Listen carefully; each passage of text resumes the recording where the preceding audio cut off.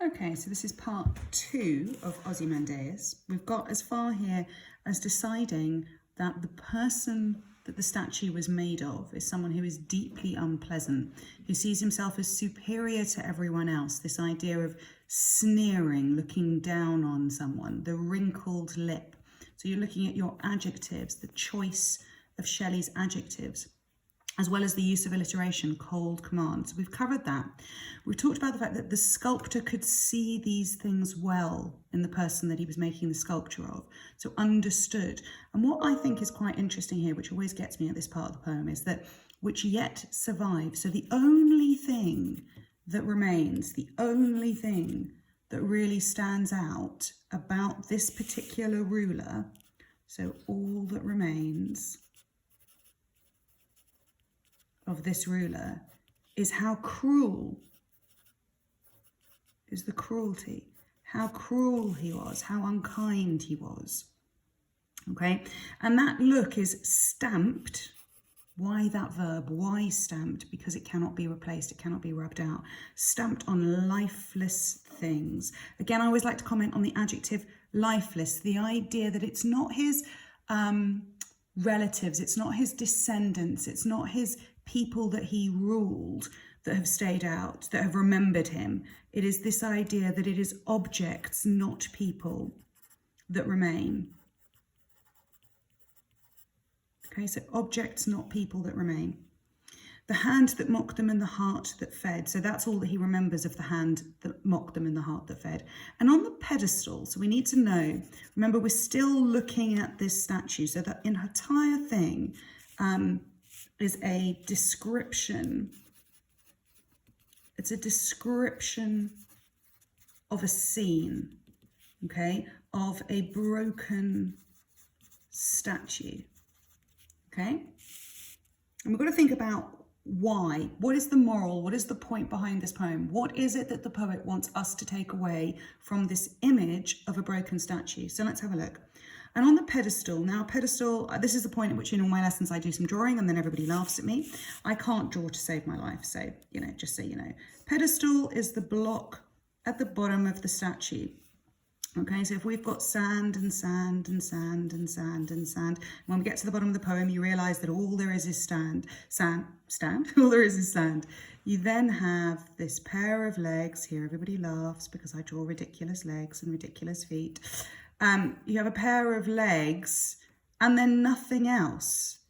Okay, so the body is missing. This is a broken statue and it's got half a face that's sticking out of all the sand. And even on that, you can see the sneer of cold command on that broken face.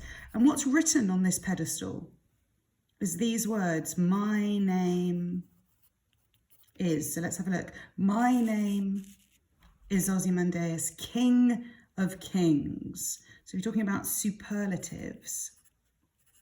Okay, if you don't know what a superlative is, you need to look it up. King of Kings, my name is, my. The most important thing that this ruler wants to be engraved on the base of his statue is my name.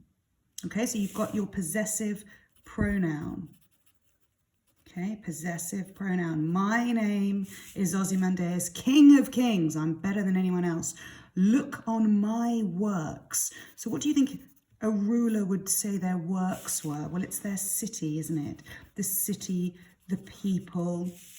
Look on my works, ye mighty. So you think you're strong, and despair, with this exclamation mark, okay? It is a command. It is an imperative. Look. Okay, imperative. He's ordering future generations to look on his works. So the question has to be, what are we looking at? We're looking at nothing. For all this arrogance of this statement, for all this boasting, King of Kings, nothing beside remains. So either side of this statue, there is nothing left. Okay, that nothing is really, really, really important. Okay, and again, I said right at the beginning, this idea that it is in a desert, We already knew that there was going to be nothing. Nothing beside remains. You have a 3-word sentence. Look at your caesura. We're going to keep coming back to some of these terms, but you need to know caesura, enjambement, if you want it in French, but there you go. Okay, so the pause in the middle of the line, because you've got your exclamation mark on the end of a sentence there, and then you have another one here. These 3 words really are being emphasized by Shelley. Nothing besides remains. Okay, it's gone. So when I asked you what the moral is of the poem, you need to come back to this idea of arrogance, but then nothing left. So what is, if we're talking about power and conflict, and these poems are all about power and conflict, this is a poem about power. And who has the power? Is it the ruler, who's got a broken statue that's all that's left? Or is it nature? Is it time that destroyed everything? Round the decay, here's we're coming into our vocab now, decay and wreck. Round the decay of that colossal. So colossal, yes, it was huge. He's right that he has a right to feel arrogant. He has a right to feel proud.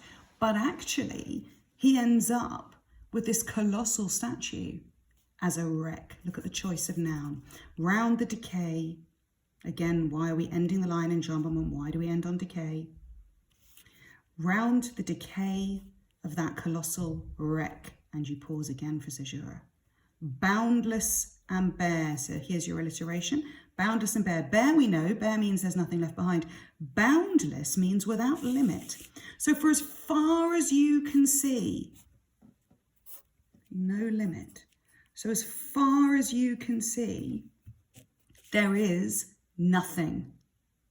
Nothing. And that alliteration is then repeated. The lone and level sands. Lone and level. Lone meaning that is all there is. Okay, that is all there is. Lone, there is nothing else but sand. And level, level meaning flat. So why is the poet finding it so important to tell us? We know that it's boundless as far as you can see, that there is bare, there is nothing, lone, it is just sands. But why level?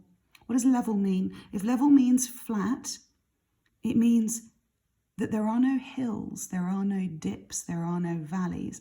There is nothing that this big civilization could be hidden behind or hidden in.